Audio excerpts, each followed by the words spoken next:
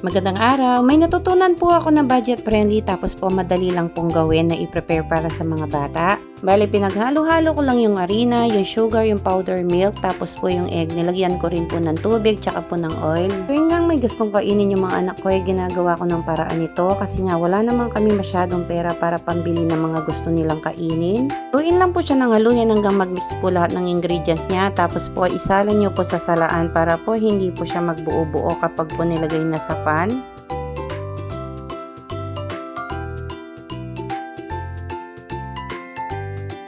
Luluto naman po ay gumamit naman po ako ng 1/4 cup ng measuring cup dyan para po pantay-pantay po yung bilog niya.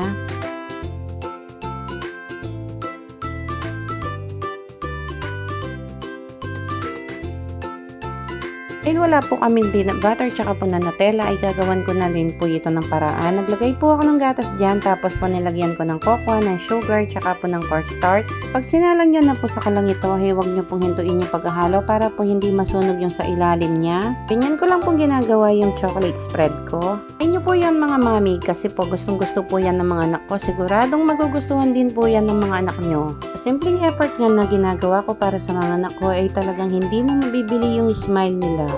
Sana po ay nagustuhan nyo yung munting recipe na inilaan ko para sa inyo. Maraming salamat po sa panonood. See you on my next vlog. Bye-bye!